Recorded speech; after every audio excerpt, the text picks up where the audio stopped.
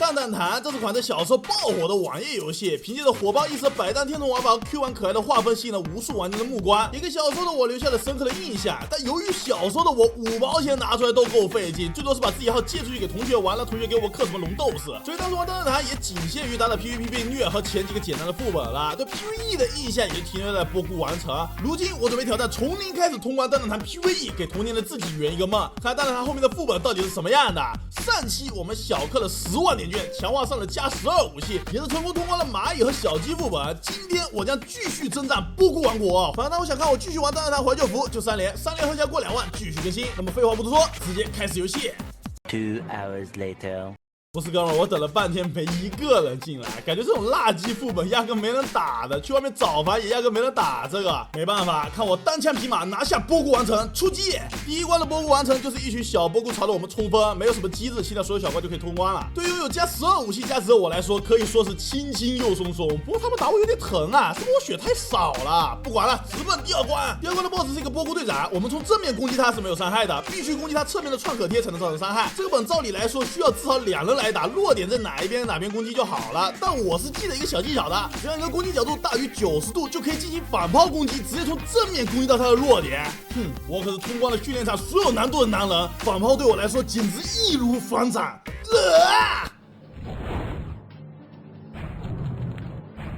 算了，还是找人吧。这游戏里直接找人挺难找的。好在上期视频发出来之后，也是有不少粉丝表示自己也在4399怀旧服玩的，还有个叫强化导师的热心粉丝表示能带我过全副本的。有这么热心的粉丝，我也是非常欣慰啊。这人直接开3个账号带我打困难波谷，个个都是顶级练度，我是把他直接给 BOSS 秒了。第一关还老样子，没什么变化，直接 rush 掉小怪就可以了，没什么好讲的。第二关也就是这个波谷队长，人多的正常打法就是这样，面对弱点的2个人输出 BOSS， 剩下2人直接跳过或者打自己攒怒气就行。粉丝这几个号伤害都巨高，一回合都能打掉 BOSS 将近1半血，这 BOSS 连小怪都没有机会招，就直接化作一滩烂泥被我们顷刻炼化了。第3关也是终于见到了波谷国王，这个 BOSS 也是我童年见过的最后一个 BOSS 了，这之后是真的打不过了。这也算是第一个机制比较复杂的 BOSS 了，一阶段还是比较简单的，无非就是跳起来地板震一下打一个 AOE， 或者土个柱子攻击随机目标，还有个奶字眼技能。我记得小时候被他这个回血恶心坏了，因为没怎么强化，输出不够，他奶一口就顶我2回合输出的伤害。但现在的我已今非昔比，我直接特殊召唤3幻身水友，才2个回合过去，他就只剩40%的血了，像他吐口水都能打偏，奶都没放出来就被我们直接激火进了2阶段，开始红温了。2阶段的 BOSS 会多出几个技能，这里他直接丢了个冰块把一个队友给冻住了，我们需要在他下次行动前攻击冰块把队友解救出来，不然 BOSS 会直接秒杀被冰住的人。上期视频大伙可能有点误会，觉得我很菜，这是我直接一个50记录高抛精准计算，完美砸中冰块解救队友。我可不是单纯只会抱大腿的。接下来就让 BOSS 看我们的输出吧。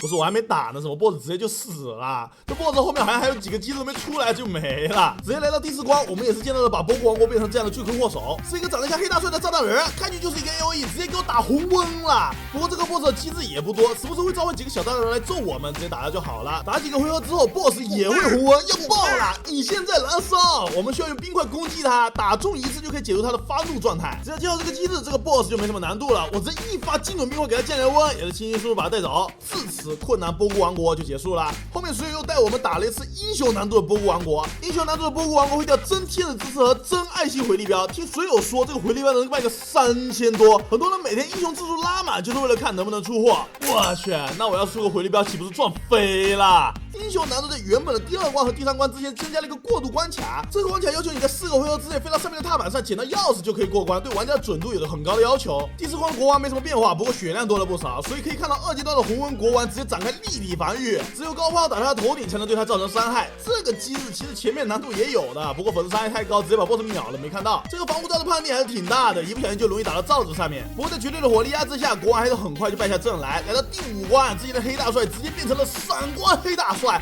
全身都镀了金。听别人讲说这 BOSS 挺牛逼的，让我看牛逼在哪儿了。我还没动呢，他一个开膛 AOE 直接给我送走了。你别说，还真挺牛逼的。我还带了3个冰块准备冰他呢，不过也还行。变成幽灵之后，我们可以每回合移动1次去收集这些光点，特够的光点就能给队友们上个20%增伤，约等于我给全队提供了20%的输出。感觉我变成幽灵形态出击，给队友加点 buff， 比我活的作用还大点。真炸大难玩比起困难难度不知道漏了多少倍。我粉丝这种练度的号，开个大1回合也只能打他5%的血，而且他每回合还能自己回1000血，漏的要死。不过除开数值变化，其他的跟困难好像也没什么区别了，就是有一招 AOE 需要抱团分开伤害，一开始所有人集合就好了，就这样慢慢磨了10几分钟才把他拿下。英雄难度的波菇王国都这么难打，后面的 BOSS 有多难我都不敢想了。OK， 接下来我们直接去打困难难度的邪神部落。我记得这关小时候我就没打赢过，而且这些怪造型很像食人族怪哈人的，小时候也不是特别敢玩，现在看来也是一坨。第一关也很简单，清完小怪就可以了，只要伤害够就可以轻松拿下。第二关我们面前会出现一个豌豆，过关目标需要奶满豌豆才能过关，所以必须有人飞到豌豆面前去打一些伤害，然后全员奶豌豆就可以了。难度越高，要奶的血也就越多。但是它的副本怎么说呢？虽然有不少机制，但更多还是考验你的练度。这个姿势要强化的够高，奶的才快。好的，咱们4个非常猛啊，很快就把豌豆奶满了。豌豆长成了苍天藤蔓，这关也就过了。第3关的 BOSS 是布拉巴拉兄弟，哥哥在左，弟弟在右。攻击模式也就是丢3根毛出来打我们，放 AOE， 时不时还会招些小怪。除此之外 ，BOSS 还会放置一些图腾在场内来干扰我们，比如这个皮条图腾会直接扣掉100点体力上限，能直接让我们一回合少用一个道具，所以出现了最好第一时间打掉。还有一个在当年不算是很俗套，现在非常俗套的点，就是这2个 BOSS 需要在同一时间击杀掉。如果你先击杀了一个 BOSS， 另外的这个 BOSS 在他行动时则会复活另一个 BOSS， 所以要卡在2个 BOSS 行动之间一起击杀掉才能通关。第4关我们也是见到了最终 BOSS 部落首领索兰恩，这些 BOSS 感觉都是从一个娘胎里出生的，开局都是先吼一个 AOE， 然后就是普通攻击。AOE 攻击没啥好讲的，就是数值够了就随便过的那种。二阶段首领则会被邪神附身，变得更大更准，脸更红